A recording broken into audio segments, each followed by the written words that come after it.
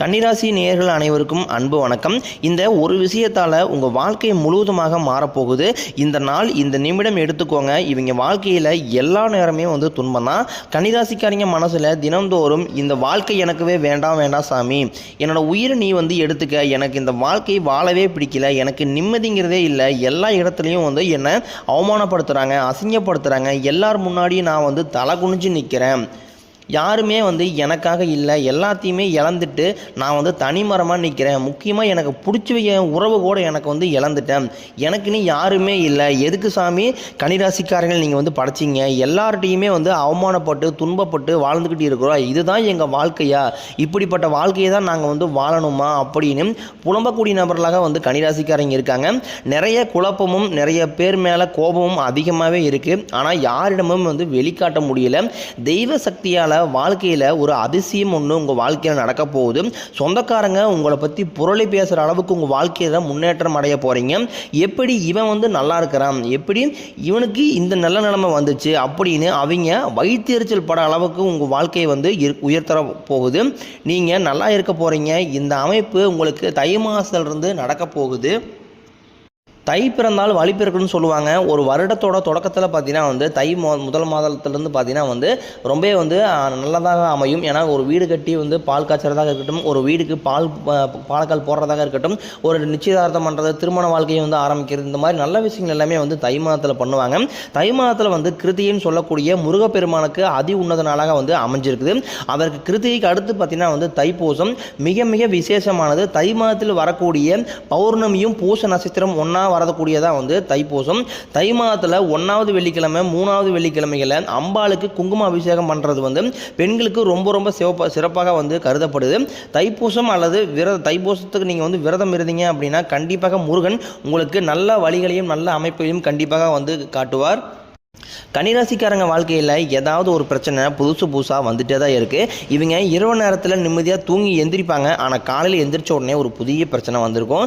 ஏன் எனக்கு மட்டும் ஏன் இவ்வளோ கஷ்டம் வருது, என்னோடய வாழ்க்கையில் நான் யாருக்குமே கெடுதலையோ கஷ்டத்தையோ நான் கொடுத்தது இல்லை, ஏன் எனக்கு மட்டும் ஏன் இந்த மாதிரி நடக்குது. கன்னிராசிக்காரங்களுக்கு பிரச்சனைங்கிறது வரும், கொஞ்ச நாள் இருக்கும், அதுக்கப்புறம் போயிடும். பிரச்சனை வரும் போகும் அப்படிங்கிற நிலைமையில் தான் இருக்காங்க. இவங்க பிரச்சனையை தவிர்த்தாலும் ஏதாவது ஒரு சூழ்நிலையில் பிரச்சனை வந்துக்கிட்டு தான் இருக்குது. இனி வரக்கூடிய காலங்களில் உங்களுக்கு இன்பத்தையும் மகிழ்ச்சியும் கொடுக்கக்கூடிய காலமாக உங்களுக்கு அமைஞ்சிருக்கு. இதனால் வரைக்கும் நடந்த விஷயத்தை எல்லாமே விட்டுருங்க. இனி வரக்கூடிய காலங்களில் கன்னிராசிக்கு எப்படிப்பட்ட நன்மைகள் எல்லாமே வரப்போகுது அப்படிங்கிறத பற்றி நம்ம பார்க்க போகிறோம். ஒரு வீட்டில் கன்னிராசிக்காரங்க இருந்தாங்க அப்படின்னா அந்த வீட்டில் இருக்கக்கூடிய மொத்த கஷ்டத்தையுமே இவங்க ஏற்றுக்குவாங்க. அதன் வீட்டுக்காக தன்னுடைய வாழ்க்கையை அர்ப்பணித்து அது கணவனாக இருந்தாலும் சரி, மனைவியாக இருந்தாலும் சரி, பெற்ற பிள்ளைகளாக இருந்தாலும் சரி, தன்னோட வீட்டுக்காகவும் குடும்பத்துக்காகவும் கஷ்டப்பட்டு உழைக்கிற நபராக கன்னிராசிக்காரங்க இருக்காங்க. இனிமேல் கன்னிராசியை எதிர்த்தவங்களுக்கு இனி அழிவு காலம் தான். எமனையே எதிர்க்கக்கூடிய ராசி அப்படின்னா அது கன்னிராசி தான். எல்லாத்தையுமே வெளிப்படையாக பேசக்கூடியவங்க, எல்லாருக்குமே மனசார உதவி செய்கிறவங்க.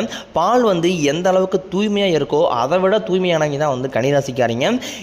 இவங்களை சுற்றி நிறைய சூழ்ச்சிகள் இருந்தாலும் கடுகளவு கூட மற்றவங்களுக்கு துரோகத்தை நினைக்க மாட்டாங்க.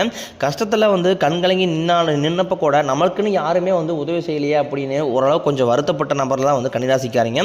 உங்களுக்கு இந்த ஆண்டு பார்த்தீங்கன்னா விரயச்சனி, ஜென்மச்சனி, பாதச்சனி. உங்களை பொறுத்த வரைக்கும் மார்ச் 29ஆம் தேதி சனி பகவான் கும்பத்திலிருந்து மீனத்திற்கு போகிறார். மறுபடியும் ஒரு 6 மாதம் கழித்து மீண்டும் கும்பத்திற்கு வரப்போகிறார். இதன் மூலம் உங்களுக்கு எந்த ஒரு தொந்தரவும் சனி பகவான் செய்ய மாட்டார். சனி பகவான் மூலம் உங்களுக்கு பெரிய எந்த ஒரு ஆபத்தும் இருக்காது. உங்களுக்கு இந்த காலகட்டத்தில் ஒரு அபரிவிதமான வளர்ச்சி அப்படிங்கிறது கன்னிராசிக்கு கண்டிப்பாக இருக்கும். உழைப்புக்கு ஏற்ற ஊதியம் கிடைக்கும், பதவி உயர்வு கிடைக்கும். உங்களுக்கு மேலே இருக்கக்கூடிய அதிகாரிகள் மூலம் உங்களுக்கு நல்ல ஒரு ஆதரவு வேலை செய்யக்கூடிய இடத்துல கிடைக்கும். பெண்களை பொறுத்த வரைக்கும் பார்த்தீங்கன்னா வாழ்க்கையில் சங்கடங்கள் நீங்கும். குடும்பத்தில் உங்களுடைய ஆலோசனைக்கு நன்மதிப்பு உண்டாகும். திருமணமாகாத கன்னிராசி நண்பர்களுக்கு நல்ல வரன் தேடி வரும். வாழ்க்கை துணையை இழந்தவர்களுக்கு மறுவாழ்க்கை அமையும். குழந்தைக்காக இயங்கியவர்களுக்கு இந்த ஒரு முதல் 3 மாதங்களில் உங்களுக்கு குழந்தை பாக்கியம்ங்கிறது நிச்சயம் உண்டாகும். நீங்கள் மாணவர்களாக இருக்கும் பட்சத்தில் நீங்கள் எதிர்பார்த்த நல்ல மதிப்பெண் கிடைக்கும். ஆசிரியர்கள் சொல்கிறத கேட்குறதுனால வாழ்க்கையில் நல்ல உயர்வை அடைவீங்க. உடல் ரீதியாக பொறுத்த வரைக்கும் உங்களை அச்சுறுத்திட்டு வந்த நோய்கள் எல்லாமே விரைவில் குணமாகும். இரத்த கொதிப்பு, சர்க்கரை போன்ற நோய்கள் எல்லாமே கட்டுக்குள் வரும். ஆரோக்கியம் இந்த ஆண்டு உங்களுக்கு ரொம்பவே மேம்படும். குடும்பத்தில் உள்ள பிரச்சனைகள் நீங்கும், தம்பதிகள் ஒருத்தருக்கு ஒருத்தர் புரிஞ்சுக்குவீங்க, புதிய வண்டி வாகனங்கள் வாங்குவீங்க, புதிய சொத்துக்கள் வாங்குவீங்க. உங்களுக்கு இந்த ஆண்டு பரிகாரம் அப்படின்னு பார்த்தீங்கன்னா, சனிக்கிழமை தோறும் சனி பகவானுக்கு நல்லெண்ணெய் தீபம் ஏற்றி வழிபாடு செஞ்சீங்க, வாழ்க்கை ரொம்பவே வளமாக உங்களுக்கு அமைச்சு தருவார் சனி பகவான். கன்னிராசி கேட்டகிரியை ரெண்டு விதமாக பிரிக்கலாம். ஒரு கேட்டகிரி பார்த்தீங்கன்னா நல்லா வசதியாகவும் பொருள் படைத்தவர்களாக அதிகமாக இருப்பாங்க. அவங்க வாழ்க்கையில் எந்த ஒரு துன்பமும் கிடையாது. இன்னொரு கேட்டகிரி பார்த்தீங்கன்னா அப்படியே டோட்டலாக சேஞ்ச் ஆகி மிடில் கிளாஸ் பீப்புள். இவங்க தான் பார்த்தீங்கன்னா வாழ்க்கையில் பிறந்ததுலேருந்தே ரொம்பவே கஷ்டப்படக்கூடிய நபர்களாக பெரும்பாலும் இருக்காங்க.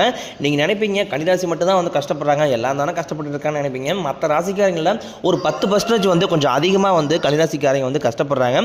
கன்னிராசிக்காரங்க மற்றவங்க மேலே பாசத்தையும் அன்பையும் அதிகமாக காட்டுவாங்க. ஆனால் இவங்களுக்கு யாருமே அந்த அன்பை திருப்பி காட்ட மாட்டாங்க. சொந்தக்காரங்க நண்பர்கள் எல்லாமே இவங்களுக்கு ஒரு காரியம் ஆகுன்னு தான் கூட வச்சிருப்பாங்க. அந்த காரியம் முடிஞ்ச உடனே பார்த்தீங்கன்னா இவங்களை கழட்டி விட்டுருவாங்க. இல்லாத நபர்களுக்கு ஓடி போய் உதவி செய்கிறதுல முன்னோடின்னு பார்த்தீங்கன்னா அது கன்னிராசிக்காரங்க. தங்கிட்ட ஒரு 10 ரூபாய் இருக்குது அப்படின்னா அது ஒரு 5 ரூபாயை மற்றவங்களுக்காக செயலாக செஞ்சால் மட்டும்தான் அவங்களுக்கு அந்த நாள் நிம்மதியாக தூக்கம் வரும். உங்களுக்கு தை 1ஆம் தேதி முதல் 4 கிரகங்களுடைய பலன் கிடைக்க போகுது. உங்கள் வாழ்க்கையோட நிலை ஒரு முன்னேற்றம் அடையக்கூடிய மாதமாக உங்களுக்கு தை மாதம் அமைஞ்சிருக்குது. இது நாள் வரைக்கும் கைக்கு வந்தது தங்கியிருக்காது, நல்லதுங்கிறது நடந்திருக்காது, எல்லாத்தையுமே தடைகளோடு சந்திச்சிருப்பீங்க. இனிமேல் அந்த தடைகள் அப்படிங்கிறது உங்கள் வாழ்க்கையில் இருக்காது. வேலை இல்லாத நபர்களுக்கு இந்த ஜனவரி மாதம் முதல் உங்கள் தகுதிக்கு ஏற்ப நல்ல வேலை கிடைக்கும். உங்கள் குடும்பத்தில் பிரச்சனை வர காரணமே அந்த மூன்றாவது நபர் உங்கள் வாழ்க்கையில் தலையிடாமல் இருந்தாங்க அப்படின்னா உங்கள் வாழ்க்கையில் எந்த ஒரு பிரச்சனையுமே இருக்காது. அது குடும்ப விஷயத்தில் கணவன் மனைவி ஒரு பிரச்சனை வரும்போது அது பார்த்தீங்கன்னா மாமியாராக இருக்கலாம், மாமனாராக இருக்கலாம். இந்த மாதிரி மூன்றாவது நபர் உங்கள் ஃபேமிலி பிரச்சனைக்குள்ளே தலையிடும் போது அது மிகப்பெரிய ஒரு பிரச்சனையை கணவன் மனைவிக்குள்ளே பிரிவைக்கூடிய ஏற்படுத்தக்கூடிய ஒரு நிகழ்வாக கூட மாறுது. என்னதான் கணவன் மனைவி பிரச்சனையாக இருந்தாலும் அது 4 செவத்துக்குள்ளே வச்சு நீங்களே பேசி சமரசம் பண்ணிக்கிங்க. அது வெளியே கொண்டு போகும்போது அது மிகப்பெரிய பிரச்சனையும் சங்கடத்தையும் உங்கள் வாழ்க்கையில் உண்டாகுது. அதை மட்டும் கொஞ்சம் தவிர்த்துக்கிறது ரொம்ப ரொம்ப நல்லது. கன்னிராசிக்காரங்க ஒரு விஷயத்தில் கவனமாக இருக்கணும். கூட இருக்கிறவங்க கிட்ட எந்த ஒரு விஷயத்தையுமே ஷேர் பண்ணாதீங்க. முடிஞ்ச அளவுக்கு பார்த்தீங்கன்னா என்னதான் க்ளோஸ் ஃப்ரெண்ட்ஸாக இருந்தாலும், என்னதான் சொந்தக்காரர் ரொம்ப ரொம்ப க்ளோஸாக இருந்தாலும் உங்களுடைய பர்சனல் விஷயத்தை எதையுமே பிறரிடம் ஷேர் பண்ணாதீங்க. எதாக இருந்தாலும் உங்கள் குடும்பத்தோட உங்களோட மனைவி, கணவன், ஃபேமிலி, அப்புறம் பார்த்தீங்கன்னா அப்பா அம்மா இவங்க கூட ரொம்ப க்ளோஸாக இருக்கக்கூடிய சர்க்கிள் கூட மட்டும் அந்த இது ஷேர் பண்ணுங்கள். உங்கள் ஃப்ரெண்ட்ஸாக என்னதான் உயிரினமாக இருந்தாலும் உங்கள் மீது அதிகமாக பொறாமைப்படக்கூடிய நண்பர்களாக பெரும்பாலும் கூட இருக்கிறவங்க அதிகமாக இருக்கிறாங்க. எதற்காக அப்படின்னு பார்த்தீங்கன்னா என்ன இவன் நல்லா இருக்கிறான் அப்படின்னு அதிகமாக உங்கள் மீது பொறாமைப்படக்கூடிய நபர்கள் பெரும்பாலும் இருக்கிறதுனால கண் திருஷ்டி உங்கள் மீது அதிகமாக பார்வை அதிகமாக இருக்குது. நீங்கள் ஒரு பிஸ்னஸ் பண்ணலான்னு இருப்பீங்க, ஒரு லேண்ட் வாங்கலான்னு இருப்பீங்க, ஒரு நகை எடுக்கலான்னு இருப்பீங்க, உங்களுக்கு எவ்வளோ பணம் இருக்குது அப்படிங்கிறது எதையுமே யார்கிட்டையுமே ஷேர் பண்ணாதீங்க. கடன் பிரச்சனை எல்லாம் உங்களுக்கு இந்த ஆண்டு முடிய போகுது. ஒரு பைசா கடன் இல்லாமல் இந்த ஆண்டு நீங்கள் எல்லா கடனையுமே கட்டி முடிச்சுட்டு நிம்மதியாக வாழ போகிறீங்க. ஏன்னா பெரும்பாலும் பார்த்தீங்கன்னா கன்னிராசிக்காரங்களுக்கு ஒரு மிகப்பெரிய ஒரு கடன் சுமைக்கு காரணம் என்ன அப்படின்னு பார்த்தீங்கன்னா அதிகமாக ஆடம்பரத்தை நோக்கி போகிறதுனால தான் நிறைய பேர் இந்த கடன் பிரச்சனை அதிகமாக போய் மாட்டிக்கிறீங்க. என்ன ரீசன் அப்படின்னு பார்த்தீங்கன்னா மற்ற நபர்களோட கம்பேர் பண்ணுறது. இப்போ பார்த்தீங்கன்னா உங்களுடைய சம்பளம் 20,000-30,000 தான் இருக்குது அப்படின்னா உங்கள் லெவல் ஒரு பைக்கில் போயிட்டு வேலைக்கு போயிட்டு வர முடியும், ஃபேமிலி ரன் பண்ண முடியும். இது உங்களுடைய ஒரு ஆவரேஜான தகுதி. நீங்கள் என்ன பண்ணுவீங்க அப்படின்னா பக்கத்து வீட்டுக்காரன் கார் வச்சிருக்கிறான், ஏற்று வீட்டுக்காரன் கார் வச்சிருக்கிறான், நானும் கார் வாங்கணும், அவன் புது கார் வாங்கி வச்சிருக்கிறான், நான் கடைசி ஒரு செகண்ட் ஹேண்ட் காராக நான் வாங்கணும், ஒரு 2 லட்ச ரூபா ஒரு 3 லட்ச ரூபா போட்டு ஒரு நல்ல கார் வாங்கணும் அப்படிங்கிறக்காக நீங்கள் அதுக்காக கொண்டு இன்சூரன்ஸ் அமௌண்ட் கட்டி மாதமான அதுக்கு லோன் 5,000-10,000 கட்டி இதனால பார்த்தீங்கன்னா திடீர்னு ஒரு ஃபேமிலி ஒரு சுச்சுவேஷன் ஏதாவது ஒரு மெடிக்கல் எமர்ஜென்சி அப்படிங்கும்போது அதற்கு பணம் பத்தாமல் நீங்கள் வெளியே கடன் வாங்குற மாதிரி இருக்கும். திடீர்னு ஒரு மாதம் சம்பளம் போடாமல் இருப்பாங்க, உங்களுக்கு உடம்பு சரியில்லாமல் போகும். இந்த மாதிரி ஏதோ ஒரு பிரச்சனை வரும்போது அந்த காருக்கு உங்களால் இஎம்ஐ கட்ட முடியாது. இதனால ஒரு பக்கம் கடன் வாங்கி நீங்கள் அந்த காருக்கு கடன் கட்டுற மாதிரி இருக்கும். இதுதான் உங்களுக்கு மிகப்பெரிய பிரச்சனையாக நிற்கும். எல்லா பக்கம் சுற்றி கடன் வாங்கி அந்த கார் கட்டி முடிக்கிற மாதிரி இருக்கும். அதற்காக இது வீண் ஆடம்பரம். உங்களுக்கு ஒரு தேவை, ஒரு அத்தியாவசிய தேவை அப்படின்னா அந்த கார் வாங்குங்க. மற்றவங்களுக்காக நீங்கள் எதையுமே பண்ணாதீங்க. உங்களோட வீட்டு தேவைக்காக நீங்கள் ஒரு பண்ணுறது கரெக்டு. மற்றவனுக்காக அவன் முன்னாடி நான் கெத்தாக இருக்கணும், இவன் முன்னாடி நான் கெத்தாக இருக்கணும், என்னை அவன் மதிக்கணும், அவன் மதிச்சா என்ன மதிக்காட்டினா உங்களுடைய தகுதிக்கு ஏற்ப நீங்கள் வாழ்ந்துக்கிட்டீங்க அப்படின்னா உங்கள் வாழ்க்கையில் எந்த ஒரு பிரச்சனையுமே கிடையாது. அதுக்கப்புறம் பார்த்தீங்கன்னா கெட்ட நண்பர்களுடைய பழக்க வழக்கங்கள், தவறான தீய பழக்க வழக்கங்கள் இருந்துச்சு அப்படின்னா இந்த ஆண்டு உங்களுக்கு மிகவும் மோசமான ஆண்டாக கண்டிப்பாக கன்னிராசி நேயர்களுக்கு அமையும். ஒரு சில நபர்கள் பார்த்தீங்கன்னா அதிகமாக இந்த மது போதை இதெல்லாமே அடிமையாகிறாங்க. கடைசியில் வீட்டையும் பார்க்க முடியாமல் அவங்களுடைய சூழ்நிலையும் பார்க்க முடியாமல் கடைசியில் அந்த குடும்பமே ரொம்ப சீர்குலைஞ்சு ஃபேமிலி ரொம்ப கஷ்டப்படுற நிலைமையில் கடைசியில் கொண்டு விட்டுறாங்க. இதற்கு முக்கிய காரணம் பார்த்தீங்கன்னா அதாவது கெட்ட நண்பர்கள், அதாவது நண்பர்கள் சரியில்லை.